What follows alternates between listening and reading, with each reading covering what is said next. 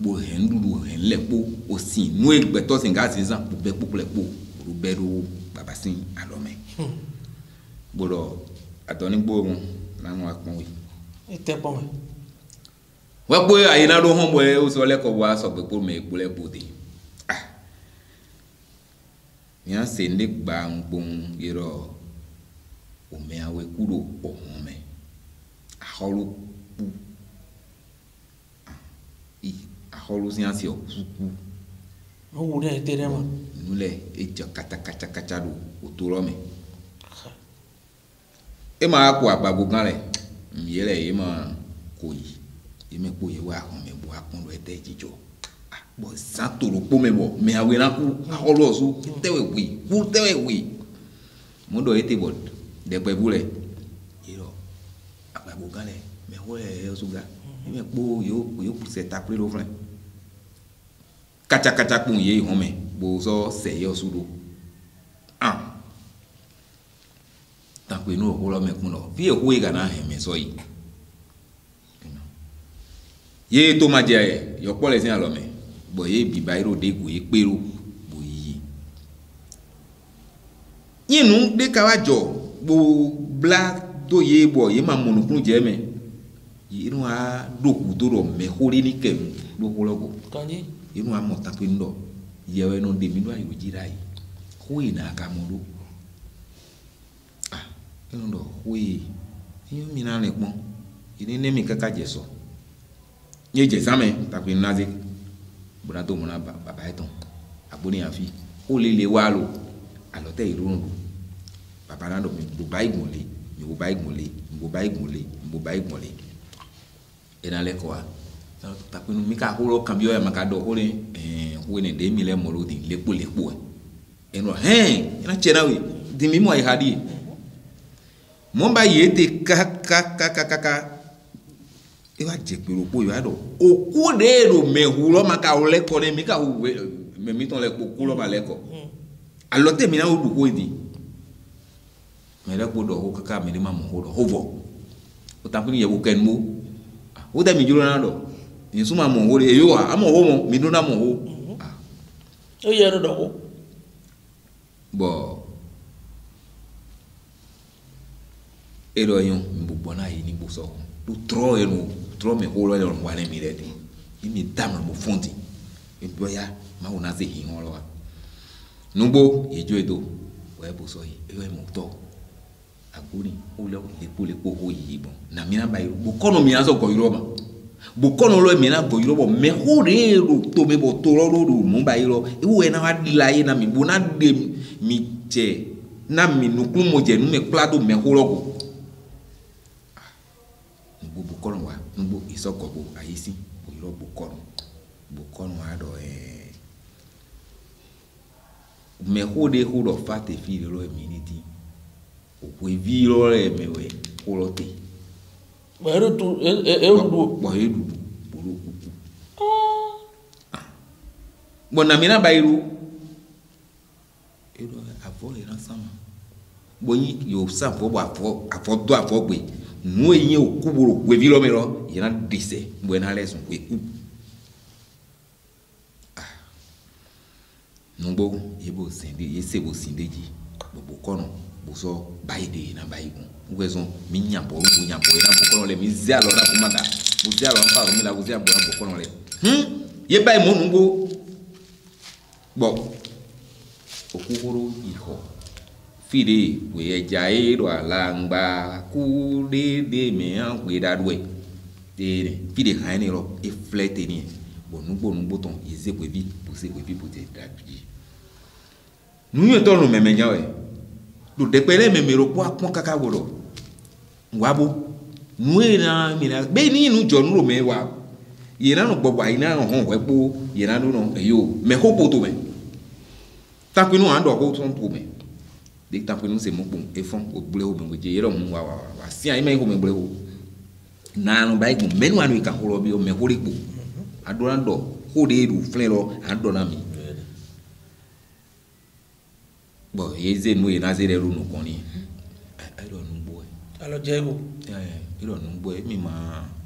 don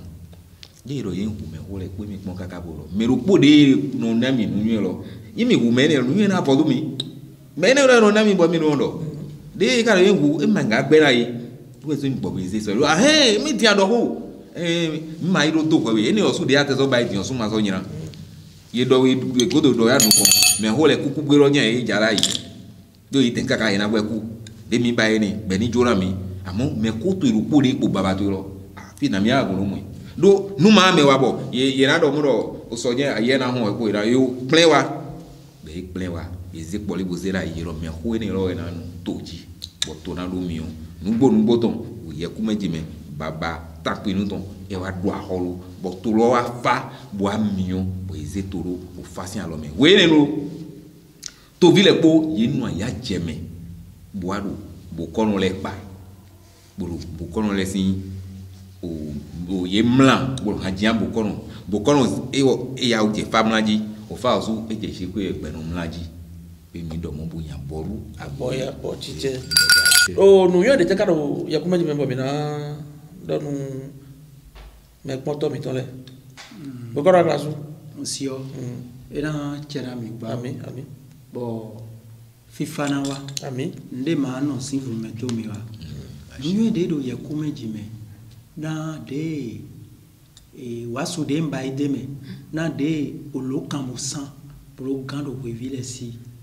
ni kan fa embo san vo e kan fa ele no sa fo akponu we aya avie jetero don avore dona edon tempo mo san ko de ton do npa de pepe mi ateya avore ton tempo mo san to kamasan no we no jeto me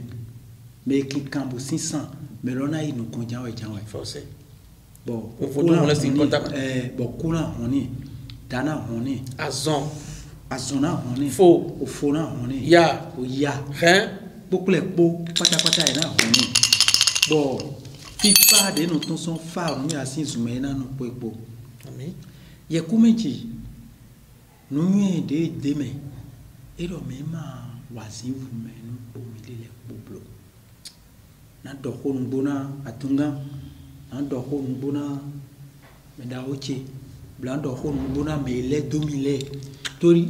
me do khonu bo do asane azan no teno azani azanga bega eno nyeto to nyeto amon khonu bo ma no me na melo eno leso zivru do friend de ya kuma interpréter ya kuma ji muya we wi utoro chon kuma to me nya bo bo kono klasu uya wa wi tu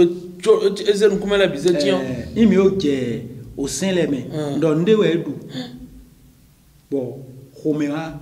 e wa khugan c'est ça ayi jije to e chon kuma to mi ya boru abo chiche bo kono atunga ni kan ko bi o jan we no yo en te na gonu bo kono a klasu tambo ena me do tu ena jile ida ibora san wa sanka be garan ye ton ina yinu ko ngbo e o nu jamina do gbe do tolo we do yo to nle pro ten to me ye to ngbo mi mo ni to na mi o to me bo to na ni to o to ho do tole ye do na he fa ko tam o fa nde pepe wa to ana basi nde pepe sa no cambio do modo a duteji mi no do blo nu le putu e le po alors ba mi te otu e ho do mi te otu e nyenge heru mo mina mo do o tande mize boro do ho le po mina mo do o fa he to po to no le po bo kono atunga ka ko bi o alors de ba mi le o duwe ma ho de do mi le o duwe o ene anti me pere mi baba do ano do no ano boro gluten mi ka ba bona do ho bo me do mi pole na modo ji me de fe gbe mi ton no yo e de be an bla lo bona yin duwa o duwe bokule po ma aklaso khonu bo do adunga tebe yo vo e ro to vo gbere sans la vie il n'y a pas de mouvement fufu gbere so mo do mo o gbe toli o yede mi mewe mi no gbe lo tin we zon no kuku no wane o duro pozo ni duro ko sore no kuku no alo ya ba le di no gbete no ma no gbete no ma no kuku no o duwe yin nu le po bo popo le po no yo funu yo no do mi no go yivo pe lo do mi ye ne ro du yeji do ye bai kaka mi so nyonu lo re mamodi le kuna no harmonie me ayon gbede me mi ti lo su harmonie we nyindo mi ma juru na yin do ko ye na ya lo do ko mi de ko le bo mi la so nyon ko do mi te kanji be mam lo tu e mo flen le bo be nunu e de titan de mi na jiro o fatu de hiro mi yin do e kana akwe du to we ya e kanda to me hoso ala de we ya e kanga to do to ri pepe we ya e kanu mi mamodo o duwe lo lu pulo e di do iye plivlili ni so puli ko jwe bonon zita di seru tare gorundo na mi kana fi e ko je ke di alo tewe mi na lo du o duwe lo lu pulo we mi na mo nu e ise me do e manyi ko le po e no do kle o sansin ko le so ru fu bo e no do lo same o same je e dura do tantan ba chena o jeji do ko ile po me do we nu yi o ko ni mi o do mi de ko mi do ko bo nyira ko do ra mi de do de ko do adupo yin ru po afori aje afori ji kanji we nenu bo mo do ko de mi do yi ro e ma yi sai no zo mo jira do to dawe o ndo awe do aklasu o ndo awe my god mi ya ko mi jonami hodo mo bo mina mo nklu je mi de me ya yi hu bo mi ya kuri me de pole ko na mo do yo emi o kija mi la lo santo zambe ni no tegbe we asuno reverence kanji e ma ba itondo yo pole po sin kone aklasu ye je zame e na veveni aklasu ategbo mo ado ganji e do we na holo ka bo do e janwe e do eton asuno reverence be e na veveni lo jale bu jonami e me kan ba gbangba ne lo nungro fele jale veve jodo bo nda bi so ton seme Jésus pour agrazi vrume le côté bo zonyo ka be abochiche aboyanto be nunu e de do o ye ku meji me esupo do ni atiri ro wedu wa mai ton si se anyu do ado e ton we do toboro ndudu ne to ye ku meji lo pulo me ngwe yin o wende berujo mo me ka so kuni bo me kulo le nya do buru to plein na mi o me de ro gbere we ne nu agbon to e hiro kulo me agbon buru no kule sin me to de kule ba ma to e na mo ten lo kiko ganjiro to akade ye kulo me sado nu lo le do game ye ku meji lo kulo me vitin te buru plele bonya ji vivo vina gambo na pe to me ku ye kulo me jawe ku ni le pupu mi mon ku je me be de mi no di doro iron do kulo grito ku azon ku mi ton lo le sin ku e mi no do gameji mi na ze ku lo di moi dre mi ado me te kulo game ho wa eni lo tu e mi ro kulo ko na to ku do ko aboru aboya bo ko fin ku re de na bono jitoe lo ko to e no gbajami arido no do ponde membondo endo aklaso kun se fa wa me ndo mo ya me ndo no e klo da we ne si mo suma ku ni ndo ganti we ga mo aklaso ganga e mo je ndeji bo no jodo wa pali do bokoto me mi le kaka bojo me ne do mi azo bo aklaso no ko avoro fe abi kanji devo kulene e zo re aklaso ganga no ko avoro nano jitoe bo mi nando su de do fine to bra yi aklaso de o su ho lo ye ku meji me su lo le su po be me ye ka yenyon e fine bo do fine na dam lo do zi flume ya zi flume ko no be no yon me le no yon bo do adora no so gbe ye ai ha pere no no ego do nu titan de mi na bio ye ku meji me mi na fe ya mi tonle madame mi tonle nyon si mi tonle grand sœur mettons les mina veiller do tout nous si c'est et nous grand forcément et nous t'attendez do yele si gbede me mite nous si we no hegbelo bo gbedo on jegbe nous si we no hegbe bo gbero no jegbe nous si de kana hegbe bo gbera no jegbe lo ina do tout nous si c'est ganji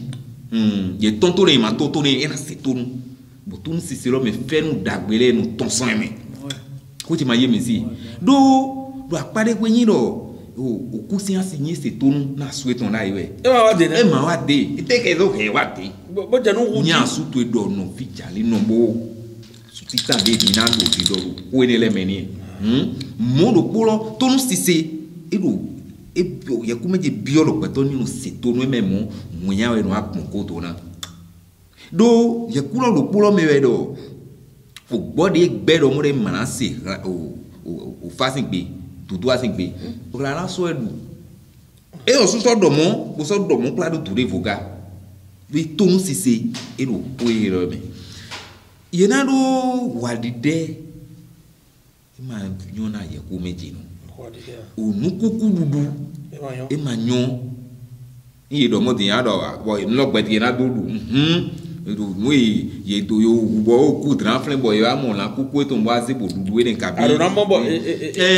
do divi ko ni ma nyona ye ku meji no de no bo no amon ajiji ene le e ma nyona ye ku meji me o simplement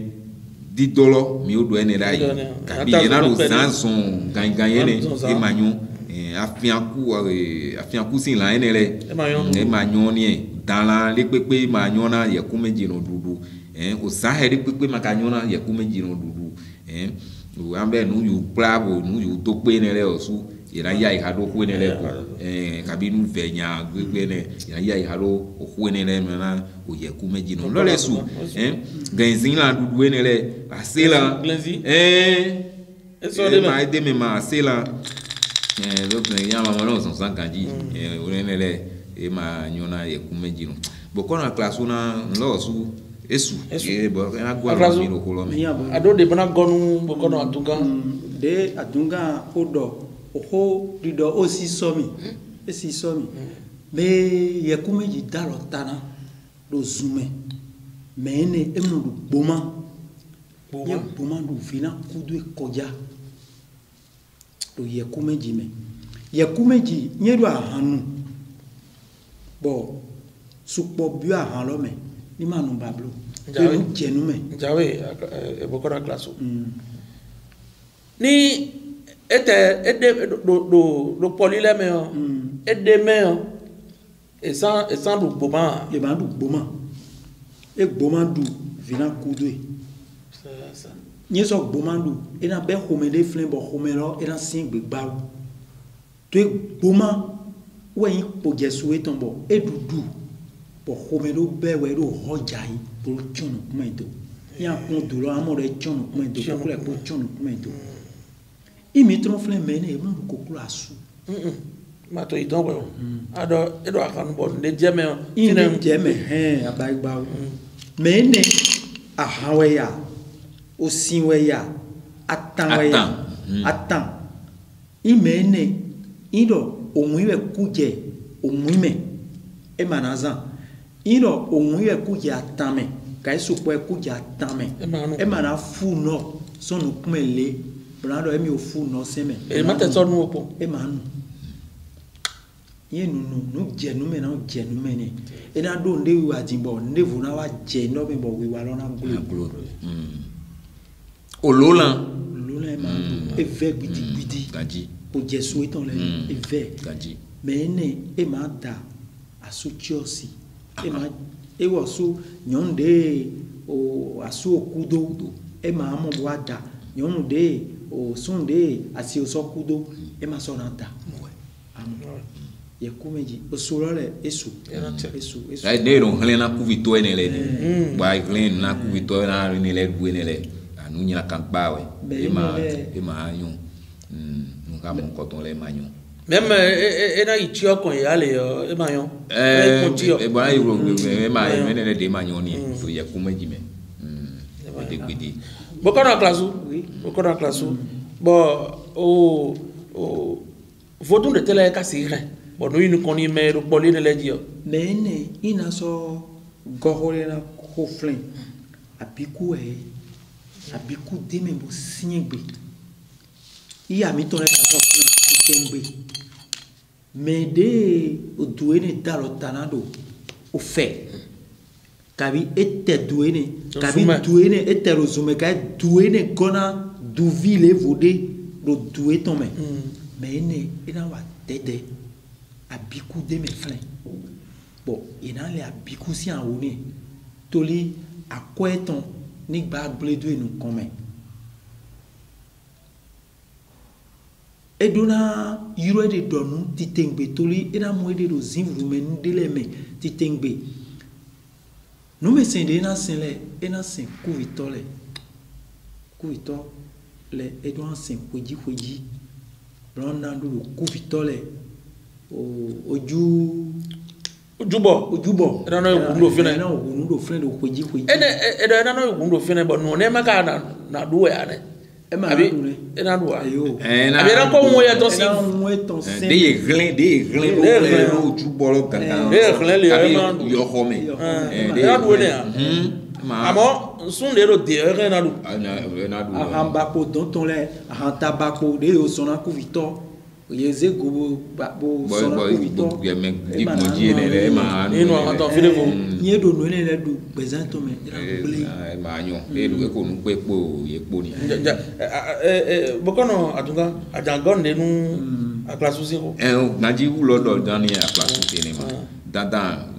ulo jani ma do ko le na don tera ibo eso wa yi do mi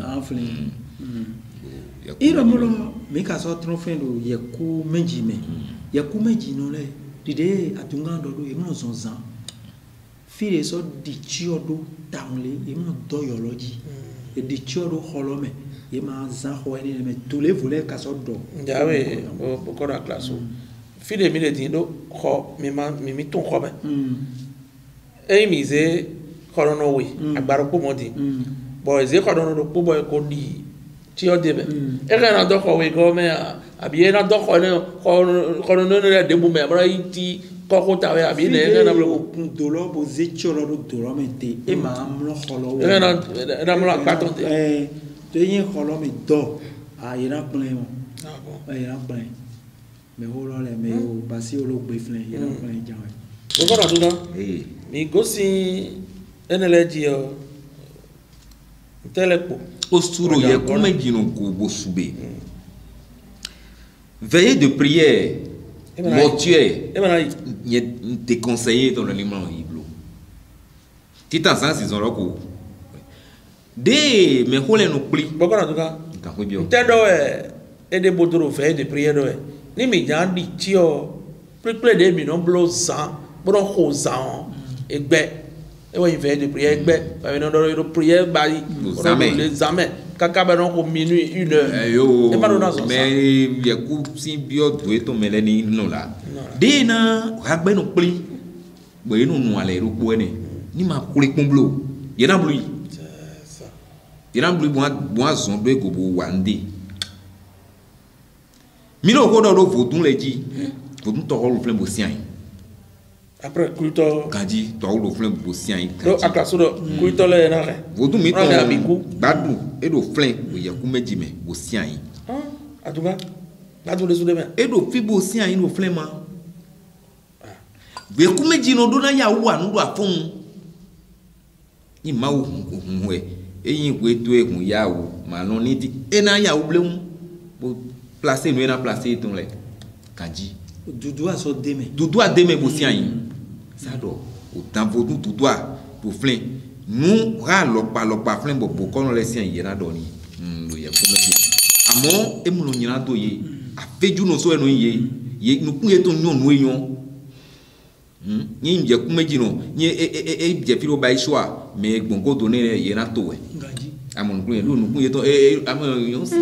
ku yeto nyu acho kono atuga ka ko bio azon teme da hole we so no yi ouais non ye no dukan kan we kanji ye ku kan et c'est des gens mais ouais yeni mi kan flan bon ye mais bon irona non ba do confiance na ye mais le we bon ye na we ku be na ki na we parole ye do e mi na ba ile ko ivo we le yin gbeto saka amono ero jo asu mo yu bo me do mo yu ganji me mlo nyina do ye kwa me yi do kwa ye na bai bo ye no zan ye de ye no jo ye de do na to ye no jo ye de do bo bai nu bo la mo no se yi wana azon ye ka son wa cléson titengbe ke ngana so to ye ku meji me ye yin bo e ma beto de mlek petele mo tian mo ye do e ton bolo yi bro du kan jo kan me he na ba ndi me so yin bo ye go no tina ye na tron to de me voyage ye na be ye mo yin me de bro no fi gba azon de na si se ye pe no ina e kanji era che bo ama de ka se ran no se no bi onna kono atuka si srema do ye kuma jime be o amara akema edome o akema kea la de no kea do ye kuma jime o mala afama de sude afama de me kanji do ye kuma jime akra kono akra so do amade tele si ra amade do ye kuma jime tam dekun igbedo sin dekun na yaka mais ne le iye mon dekun ma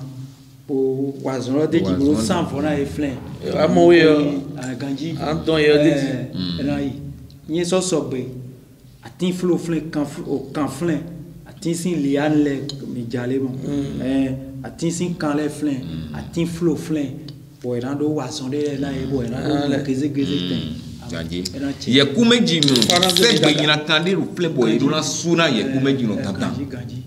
ni era wa no bon lo na do tal bo ze to me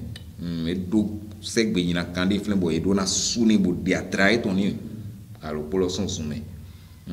ye kumeji no ni toni rose me baba e tun gbe ku gbe e so do tito de bo kolon le no bayi baba ka so fine e do i baba e tun o l'autre ça e menti le e do na bayi e bayi mo era free ko son baba e ton si do ye kumeji me olo le su manga do popole popole faranse bi daka ache la garanti bo mi wa vivre nous o fait bien le temps et na bio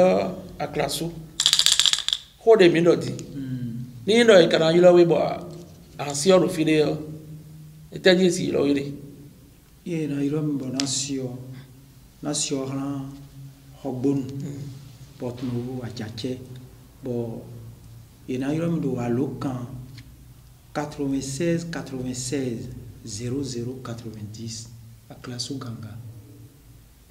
era che bo kono atuka ina lo we di numéro de tedie ayo iro mi na si ro gbeto menye we ma si o ku we ni da gbe ji am ya iro mi le ro